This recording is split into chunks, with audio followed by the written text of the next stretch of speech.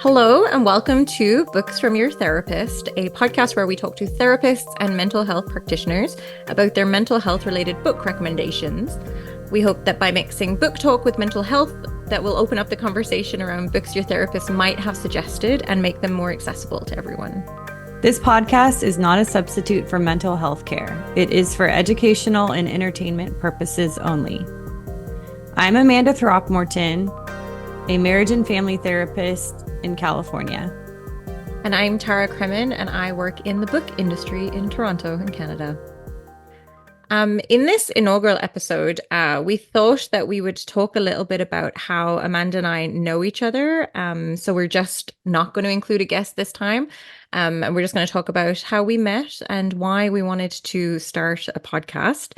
And the books that we're going to be talking about today are Our Polyvagal World, How Safety and Trauma Change Us by Stephen W. Porges and Seth Porges, and also Crying in H Mart by Michelle Zauner. All right, Amanda, how did we meet? So Tara and I met in 2010, and we were both working on an island in South Korea as English teachers. This year, teaching abroad served as a bit of a gap year, although we don't really typically take those in the States. And I had just graduated in 2008, and this was the time where the economy was a bit in shambles. There weren't a lot of jobs, and I saw an opportunity to work and live abroad. I met Tara a few months into my time as a teacher, and I hadn't really made any girlfriends at that point. And I think at the time, Tara was also sort of looking for friends. So it was perfect. And we spent a lot of time at Korean barbecue, late nights in Noribong, which are Korean karaoke rooms. And we had a lot of adventures exploring other parts of South Korea. We both also finished up our contracts around the same time and crisscrossed around Southeast Asia, backpacking in Laos and Cambodia together before departing on our own respective travels. And I would say our friendship started circumstantially and has, really grown much more intentionally throughout the decades as we've moved continents and careers.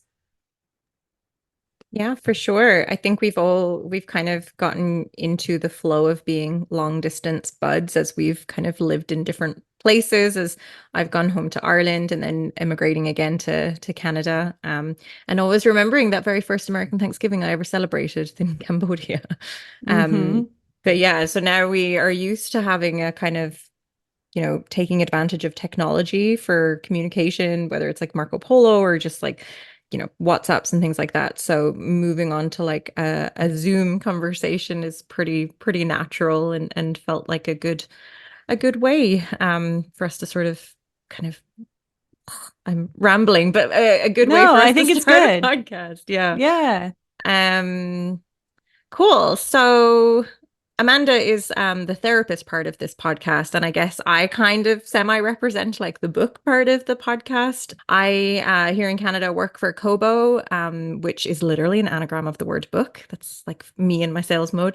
It's a digital e-reading store where we make devices and we sell ebooks, audiobooks, all of that good stuff. And I work on the independent publishing side of things. So Amanda and I kind of mutually talk about books a lot. And I think the last time I saw you in person last year, we did a lot of reading over the few days that we were together. I think I finished a whole book while I was there. So I think that kind of makes sense as to why we picked these books. And yeah, you want to tell us why you picked I mean, you sort of picked both of them, although Crying in H Mart it's a book that really spoke to me because of like the Koreanness of it, and that's super relevant to like our friendship, as like we always go for Korean barbecue wherever in the world we connect and hang out. And how she writes the food stuff is really great. But then also as we're getting older and have changing relationships with your parents, or you start redefining your childhood in certain ways, I think it's kind of relevant as well. And it kind of touches on grief as a big piece of the story is. I mean, that's what the book is essentially about,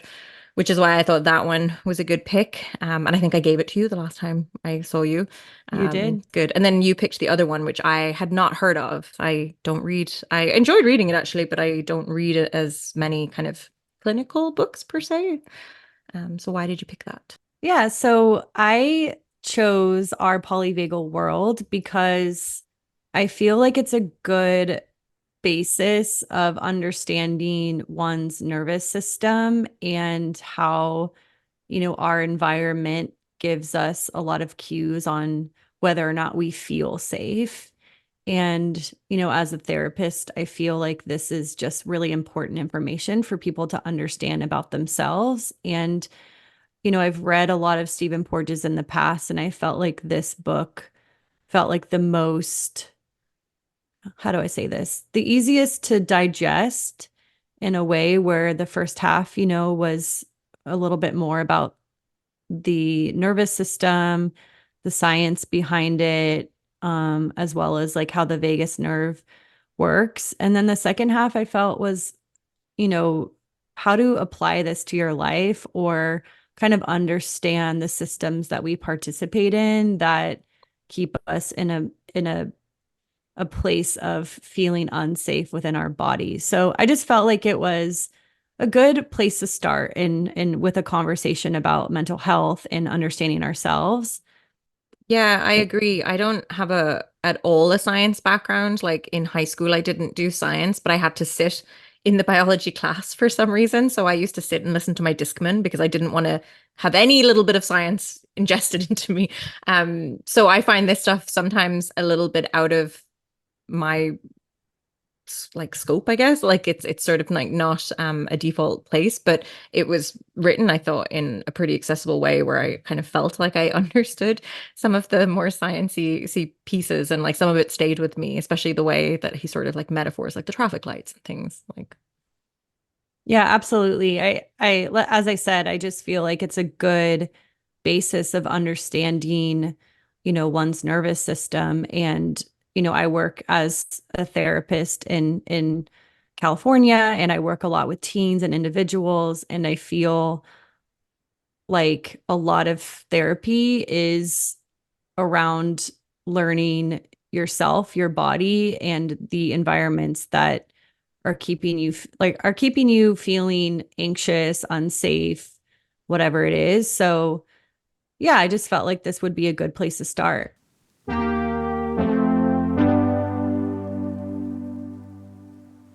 So let's talk about this book. And do you want to give us a bit of an overview as to like why you picked it and what you think people will get out of reading it? Sure. I think, the intro they sort of summarize the whole book in one sentence, which is how safe we feel is critical to our physical and mental health and happiness.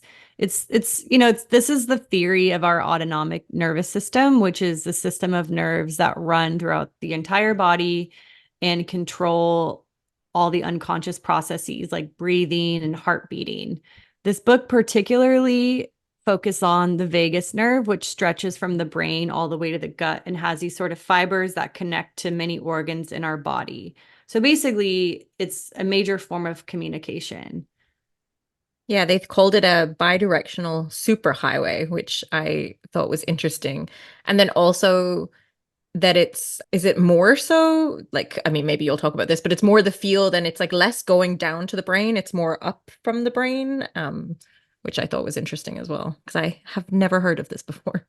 Yeah, so I think one interesting piece about this is, yeah, let's take anxiety as an example. Historically, you would go into therapy and a lot of modalities would focus on more of the top down approach, which is starting with the brain, looking at your thoughts, stories, and sort of working the way down. Whereas the polyvagal theory, as well as some other more somatic and body oriented modalities, focus more on the bottom up approach, which is essentially noticing what's going on in your body as the starting point, right? So with anxiety, instead of just focusing on the thoughts, it's going, what are the physical symptoms I'm feeling right now? Am I feeling worry? Do I feel this like in my gut? Do I feel the worry in my gut, right? Or am I focusing on the thoughts of worry?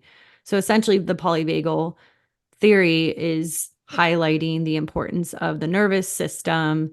And, we go into three different states depending on our environment and what's going on. And the three parts of the autonomic nervous system are the sympathetic nervous system, which activates our fight or flight response when there's perceived danger. And, I think this book does a really good job of using the metaphor of the stoplight. So if you're to think about the stoplight, this is the red zone. Like we go into a red zone, we're ready to get out of there, we're ready to fight. Then there's the parasympathetic nervous system, which helps us relax and calm down after the danger is past. Like that's more of the yellow. And then the social engagement system is sort of the newest addition to the theory, and it helps us connect with others and feel safe in social situations. So this is green. And the three states are ventral vagal state, which that's the green zone. It's the feelings of safety and connection. It's activated when we feel calm and secure and enables us to engage socially. Sympathetic, once again, activated during fight or flight responses, causing increased heart rate, stress hormone, yellow. And then the dorsal vagal state, which kicks in during extreme stress, leading to shutdown and behaviors like disassociation or freeze. So that's the red. And, I think that this is important to sort of understand because throughout the day, we are kind of moving up and down this ladder of red, yellow, green. And I think it's important to note that there's nothing inherently bad about any of these states, but sometimes we get stuck in them. And this theory helps us understand like, hey, I'm in red right now. What do I need to do to sort of calm and bring myself down to green? And oh, hey, I'm in yellow. I feel like I'm numb. I can't move. Maybe I need to do something super activating to get back into green. And the green zone is essentially where we are when we feel super connected to others, or we feel like we can learn, we can engage. And I think the goal is to sort of move back into that green zone to be, feeling more fulfilled and happy in that moment. Yeah, I really liked how he used The Sims as an analogy of like how The Sims has the social bar because that explained the sciencey bit to me in a very simple way. Mm-hmm. But also what I thought was interesting is that you can be green and red, you can be Mm-hmm. yellow and green, like you can be all of them in multiple times. And the way they kind of, yeah, I hadn't really thought about that you can obviously you can feel more things, but I think sometimes when you're thinking about like science stuff, it really boxes you into like, you feel this way, not that way. So I thought it was interesting that it's how you balance in between them and that it's constantly moving. Yeah, like different states that we're in can be a mixture of both, right? And that's why I think it's important to sort of name and talk about how none of these states are inherently bad, right? Like there's a use for all of this, right? Like thinking about hundreds of years ago, right? When we had to actually run away from a real predator, like we needed that state to get out of there, right? And now that state actually looks more like, we're running late and we feel super anxious. So it's the dangers have changed, but the effect on the body has not changed. And so I think that this theory is really helpful in pointing out there is a use for all of these states. And sometimes we really get stuck in one of them and we want to be able to understand that and move from that. Right. And that's feeling in our body. Right. And I think one other important piece is this book is about, our perceived safety. And it actually doesn't have anything to do with what's actually really going on, how unsafe we actually are. It's how we perceive that safety. Yeah, that stuck with me. It's about feeling safe or not feeling safe. And even they were, I thought it was funny because I was at a concert last night. He talks a lot about how like not maybe not the bones in your ears, like you can really tell I haven't done science. The bits in your ear, like the eardrums, I guess, Mm-hmm. about how they change when the different states that you're in. And I was thinking about that in the loud thing yesterday about how like is it like if you go to low frequency because you're trying to find some sort of terror, not terror, but uh uh you're trying to find something that is unsafe, and how that even changes like your body physically like that, which I hadn't really thought about, but I guess is totally evident in a lot of people that are suffering with trauma. Yeah, it's so fascinating, right? I think the piece is about there's a part to your middle ear that when there's a perceived threat, it kind of tunes down so you pick up on more low frequency. So historically, that's like, you could hear a predator in the bushes, right? And you kind of tune out more of the human voices and you're like searching for those low frequency pieces that are the perceived threat. Whereas when we're maybe in more of our green state, we're actually more engaged and we pick up on human voices and we tune out more of those low frequency states. Yeah, yeah, you explained that in a much better way. And what is kind of interesting as well about this book is that it's a father-son written book. Mm-hmm. And Stephen Porges, I think, is kind of one of the leading people behind the theory, it seems. Is the other works that you've read by him in a on a similar kind of subject matter? Yeah, so this is his theory, right? I think he's been studying neuroscience since the 1970s. I think that's when I can't quite remember in this moment, but I think that's sort of when he discovered the polyvagal theory and the importance of sort of the vagus nerve in all of that. And he has a lot of books. I think there's a podcast out there with him. And he's done a lot of work with another therapist called Deb Dana, and she has a few books about how to apply this in therapy. And so, yeah, he's constantly doing work around this, getting other therapists and neuroscientists and everyone sort of involved in explaining this. And I think out of all the things that I've read, this one felt the most approachable, I guess. Like you do have the first half of the breakdown of the nervous system and even me admittedly sort of I kind of zone out sometimes when I'm reading more science-based texts, but I feel like they use a lot of good metaphor to explain some of this. And then the second half, as I said, is just really how it's applied. And I think they talk about, public speaking and also how important our actual physical environment is, right? These schools that are designed with, the fluorescent lighting and the loud and bright white sort of environments really do kind of push us up into out of our green state, which I think is really important to think about when we think about kids at school, right? Like if a kid's at school and they're in this environment where they feel pushed out of, more of their calm green state where they're able to learn, they're not going to be able to learn if they're, either shut down in more of the yellow or super activated in red. No, for sure. And I was surprised about how modern this book was. I guess I didn't realize when you had said it. Like Our Polyvagal World maybe made it seem like it was like an old theory. But there's like the whole section on the pandemic, which, sometimes I'm like, oh man, do we mention or even read about the pandemic? But I liked how it was included because it was sort of saying about how a lot of the isolation at the time was necessary with what information we had, but how like that it wasn't necessarily included in the advice about how traumatic that can be in the long term for people not having that social interaction. So I thought that was really an interesting aspect of this book. Absolutely. And I also think, a lot of what they talk about is the importance of social engagement and how that is essential to our survival.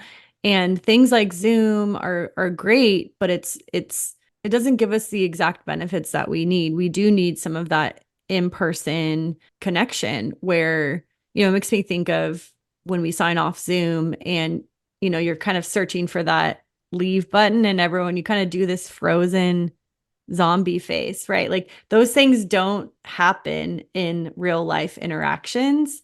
I think Zoom gives us a lot of connection, but it's not quite what we need for our nervous systems. Like it is important to have that in person, face to face, and that connection, that full face sort of movement and smile and eyes and the voice, right, are really important for us to move into that more green state. And I think that's a lot of what the basis of therapy is building that sort of safe relationship with someone, showing up, having that soothing voice, having that connection is just really imperative to us. I've never had therapy in person. Maybe I would benefit more from that. I've only ever done it on Zoom, but that's interesting. But the pandemic piece as well, I think, not to keep going on about it, but in a little bit of hindsight now and learning about these different states, I didn't realize, honestly, just personally how fearful like that was. I think we were all maybe in just a red state for like 2 solid years. Hmm. And I think it's only now, what, like, geez, we're like 4 years after that it's kind of dawning on me about like, yeah, that was a weird like shift in what was completely normal. So yeah, the traffic light was an interesting way to kind of try and think about that time. Yeah, and I think it's been 4 years since we were sort of in that more prescribed shutdown, but you know, COVID is still here, and we all have varying levels of threat when it comes to COVID, and there's there's still that isolation happening, especially for folks that have more sensitivity and need to keep themselves safe from it. So it's like it is this like start and stop constantly of you get COVID, you isolate, you come back, right? And we all have varying levels of how threatened we feel by it, but it's still here, and it's Mhm. interesting to think about what it's doing to us as mammals, right? Totally, totally. And I think this book could help with people trying to get a better grasp on like, I don't know, how you show up for people, and I guess how you show up for yourself in a certain extent too. Yeah, and I think there was another piece that stood out for me was the not only the importance of that social engagement and how imperative that is, but also play. There's pieces of it, right, where you're sort of moving up and down that ladder within play. And I think there's just varying states that we have where, intimacy was another one where maybe you're engaged in a couple, like two of the states at once, right? And, I think play is, it's hard to feel threatened when we are in a state of play. And I think that that is important and super valued. Yeah, I saw the play as almost as well, like if you're doing something creative and you're in that sense of like the creative flow, it's like the same Hmm. sort of feeling, that if you kind of hit that yeah, you can't feel threatened because you're being so fulfilled in that green state. Totally. And I think there's a lot of ways that we can achieve that. And I think it just really depends on the person. But I think, a major takeaway for me with this is we need people, we need in-person engagement. And, it's interesting to hear you say, I've only had therapy on Zoom, right? Which is, I think that that is fine for some people because you have relationships and connections outside of Zoom or on the screen. And for some people, maybe they really do need in person because they maybe lack that in their day-to-day life. For sure. I know. I mean, now I kind of want to try it. I'll see if she'll see me in person. We'll see. So who do you think this book is for, if you had to sort of categorize who you think the audience is? I personally think that this book it should be sort of for everyone as a basis of understanding your own nervous system and the states that you move in and out throughout the day. I think there are some themes of sexual abuse and trauma. And so I do think that it might not be for someone that is currently working through some severe, as we say, like big T trauma. But I think it is a pretty readable and helpful way to sort of understand, even if you're in more of a traumatic state, sort of, oh yeah, like this helps me understand I need to go out and see the sunshine and connect with a friend and have a nice conversation that might help me move from that red state into the green state. So I would like to think that this could be for everyone. I do think some of the language could be hard around the nervous system, but I like I said I think he uses a lot of good metaphor to break it down in a way that I think is digestible. And I think the way they've broken down the chapters, I think with the intention of like you can read one chapter and leave the rest. So if something was potentially triggering, you kind of have a bit of a warning as to like, I'm just not going to read those few pages, which I think is good. It's yeah, it certainly felt like it was written in a way that was attempting to be as accessible as possible. Yeah, that's a good point. That's a good point. Yeah, and solid glossary at the back for people like me that don't understand what the acronyms are. I agree. Solid glossary.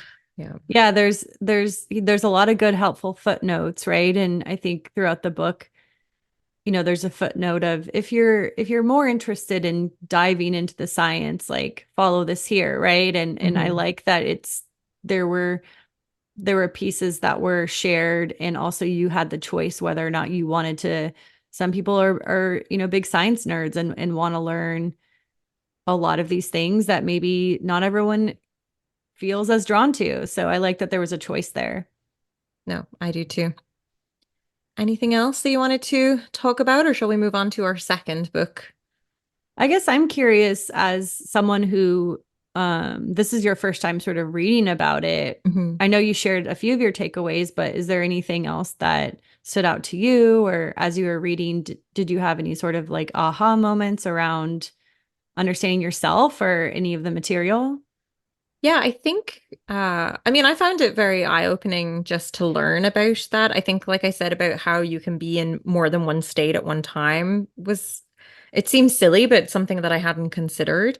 And then also at the end, I feel like sometimes when I read like a lot of nonfiction, some self-help Hmm. books, and sometimes you can get caught into understanding the subject, but not feeling like at the end of it you have like, uh tools to like use it. And that's sometimes what happens in therapy too, right? It's like you dive really in, but you're like, but how do I go to the next Hmm. step?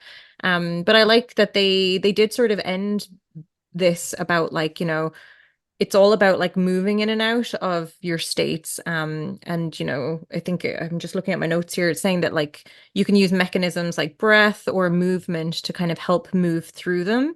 And that Hmm. it's not, I think sometimes the goal in my mind, I can think is like the goal is that you're never going to feel in a red state, and they make it kind of like no, no, no, that's it's going to happen, but it's how you Right. react to the feelings, and yeah, like you acknowledge them and then you move on from them. So I think kind of having that restated, that part I think is kind of helpful to just be like, yeah, like these things are going to happen, but you'll learn how to deal with them. Um, yeah, Yeah. Yeah, absolutely. And I think that the awareness piece is so important, right? Of going, okay, if I can apply this a little bit to my life and notice, hey, if I'm feeling my stomach hurts, I feel kind of frantic and oh, maybe this is anxiety. Hey, what do I need to do to take care of myself right now? Like maybe I'm a little bit in that red zone.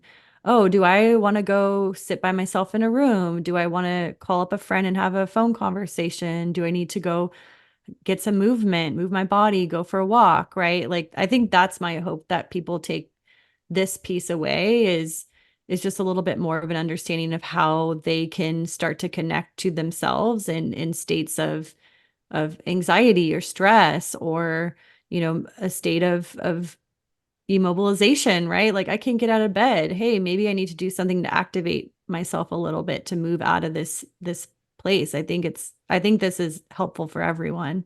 yeah, because especially if you struggle with anxiety, like you can catastrophize things and it's very black Mhm. or white. And I guess it's just the kind of remembering that it isn't like these will move up and down. And yeah, I found that helpful. We'll see if I can apply it to my day to day.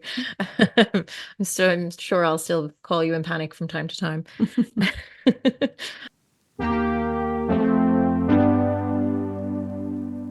So let's chat about Crying in H Mart by Michelle Zauner, who is were you familiar with her as a musician? Like I she, was, oh yeah. yeah, she Hmm. plays under Japanese Breakfast, which I've never seen her play actually. I was meant to go and I think it got COVID delayed here a couple times Mm. and then couldn't make one of the shows recently. We talked a little bit about why we picked this as the Korea connection, but do you want to summarize the book a little bit and maybe talk about why it's relevant to you and I? Yeah, absolutely. I think this book is an amazing book, and there's so many pieces. And I was thinking about it a little bit deeper last night, and I'll share those thoughts. But I think to summarize, this book is about so many things. It's about a woman who has a complex relationship with her mother. I think a lot of people can sort of relate to that rediscovering of your parents as an adult, and maybe where they met you and didn't meet you, and the process of of going through the anger and the resentment and the hurt of all the misses as a child, but also coming through that and having some compassion and an understanding of who they are and just some grace for maybe their limitations. And I think it's a story about a biracial woman whose mother has late stage cancer and she ends up taking care of her and reconnecting to parts of her Korean identity. I think there's a food aspect, which we talked about, which seems to be a language between her mother and the author and her mother. And she starts to reconnect more with food as her mother declines and starts to learn how to cook some of these Korean dishes. And that reconnects her to her trips back to Korea during the summer. And yeah, I think that this book is so many things. It's a look at identity. It's a sort of a look at the messy bitch that grief is, right? And in this way that felt very real and relatable, right? Like the crying in H Mart, the just the tears that come randomly with deep grief. And I just thought it was so amazing. And we have that Korea connection, and also that the parts of us that have changed and developed since we started a friendship so long ago. So I just thought it would be a perfect place to start. Hmm. I know I listened to the audiobook this time because I had read the ebook before and she narrates the audio. So it was a Mm, nice little kind of extra touch for a reread. But yeah, no, I agree with what you're saying. I think like the title itself is so, and I don't know if she picked that. The authors don't usually get say into the title or the mm. covers. But it summarizes it so well of like, I think everyone kind of can feel that where grief suddenly just grabs you and you have no control over it.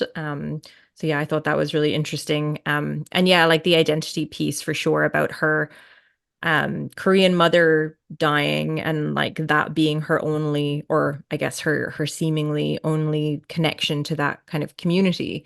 I thought that was kind of, yeah, that kind of spoke to me and about her using the food to kind of get in touch with that piece. I think it's kind of interesting. Is like, I grew up in Ireland and England, and it's like, yeah, like the different identity pieces are always it's hard when you're younger, and it's interesting to see her kind of coming back to it as an adult. And it's nice to see her. I mean, I think it's so funny that Korea is having such a popular moment as well. Like, Mm-hmm. Mm-hmm. so it's I think such an interesting thing that a lot of her success, I mean, the first album she wrote was after her mother. So it's so Mm-hmm. bittersweet, like how huge this book was, how popular she is now, and it's all come from a place that was so hard. Like yeah, it's kind of like the ultimate tragedy, isn't it? Like that her mom never really gets to see this. However, it's a great tribute to what she's doing. Uh, Yeah, I mean, absolutely. And I think it's this is such a good example of how grief is not just you miss someone, right? It's a lot of times a major change to your daily life, right? It's not just like I'm longing for this person. It's sort of bring in the nervous system. It's like there's this person who is our body is used to them being this piece in our life. And with grief, we forget that they're not there sometimes, right? So we're seeking safety from them. And, if it's someone that's close to you, you're not the same after a death like that. And I think she's been able to take that and really transform. I think within 6 months, she was like estranged from her father. She got married. She wrote a book. Like it's pretty wild to see how much she kind of went through this tunnel with her mom in the late stage of cancer and dying, and was there for the death and dying stage. And then what came was this rebirth of her and her art. And I think that that is really beautiful. And not that we need to apply it to the first book, but I think about grief as really up and down that polyvagal ladder, right? We have death or we have loss in a way that sometimes feels so sudden that we freeze, right? And then we go into fight or denial. And then there's the reconnecting with others around that person, and we move into green. And I think, grief is all over that sort of ladder. And you get to see this in that book too, right? And just the beauty that comes from her reconnecting to, that Korean part of her, and also just really reconnect with her artistry in a way that is totally green state, right? Like, so I just think that this book is so touching and so real, Yeah. right? I'm like thinking about the times I've randomly cried in public, and how cathartic that can feel. And yeah, just how when you lose someone, it's not just, losing them, it's losing a part of your safety in a lot of ways. Like your body is used to them being there in your realm, and it's like searching for them in this way that is just so disorienting. Yeah, no, I agree. Good job connecting both books. I think that's very smart. Yeah, I think her writing is really great, especially, I mean, there's something about writing about Korean food, just like describing like a bubbling soup or like Mm, a mm-hmm. really pungent kimchi. It just, you could sense the whole thing when you're reading her description. So, and I also find it just like in general, like really inspiring when somebody like uses something that is just, so traumatic and awful and put something creative in the world. It's like really brave to Mm-hmm. one be able to get into that space where you then I guess feel that flow or play, even though you're in the grief, and then being able to share that. Yeah, it's super brave. So I really admire that. And then when I was creeping her Instagram for a little bit of research prior to this, and I think I was telling you that she's living in Seoul for a year, which is really Mm-hmm. cool. So I'm wondering Yeah. about how many noraebang and like meat rack moments she's having there. Mm-hmm. Yeah, it's there. Yeah, there's something about the way she describes these places and this food in this book that just brings up so much nostalgia for me. And I Hmm. think you and I do share that lived experience there, and that nostalgia for it, of not only the place, the time, the food, but also maybe who we were there Totally. too. The youth. I'm always Right. nostalgic for that. Right, right. So, yeah, there were just so many themes in this that I felt like this made the perfect first book for us to look at together. Hmm. Yeah, I'm excited that she's writing another one, so that'll be good. And that this is being made into a movie. Yes, So, that piece. yeah, hopefully that'll be good. I know she's doing all the music for it, but I don't know anything other than that. But yeah, interesting to see this because this book came out a couple years ago, but it just Hmm. keeps having new life breathed into it with different translations and adaptations now. Yeah, it's amazing. Yeah, I think yeah, I reckon it's for trying to think about the audience that would read it. I think anyone that's a fan of her music probably knows her story, so I assume they've read it, but I think anyone that is looking to maybe have a book that is I don't want to say like explains grief, but it's almost like a sympathetic friend. It just is like somewhere where you can kind of fall into somebody that understands feelings of grief for a little moment. Yeah, I think there's a lot of themes that feel universal for me in this, right? The piece about the complicated relationship with a parent, and and the sort of integration of identity in a way that, she was a Korean American growing up in Oregon, and was the only Asian kid in her class, right? And then had this connection to Korea in the summers. And so I think there is a, I'd like to think there's a universal experience of kind of understanding the parts of your identity and then having them come together, particularly in your 20s, where your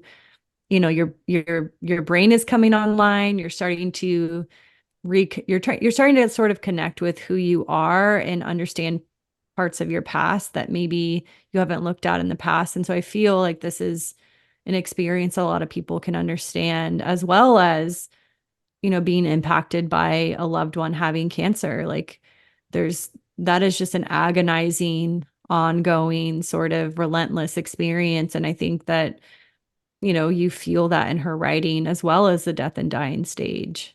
Hmm. No, for sure. Yeah, she's a great writer. Okay. Agreed. Yeah. Anything else you wanted to mention about crying in H Mart? Yeah, H Mart is how do you describe that? An Um, Asian supermarket? Asian supermarket. Yeah. Yeah, Hmm. nice. Yeah. I want to go. I've never been. I live near Koreatown, so there is one here, an equivalent of that I like perusing everything, seeing all the Hmm. different Hmm. wares. Thanks so much for listening today. If you are looking for a therapist in California, you can find me, Amanda Throckmorton, at amandathrockmorton.com. And if you're interested in the books that we've talked about, we'll include the link in our show notes. I might link the Kobo link because why not? And if you'd like to reach out to us with your own recommendations, you can email us at booksfromyourtherapist@gmail.com. Until next time, I guess. Until next time. All right. Happy breathing. Happy nervous system climbing. Happy using your body to regulate your mind.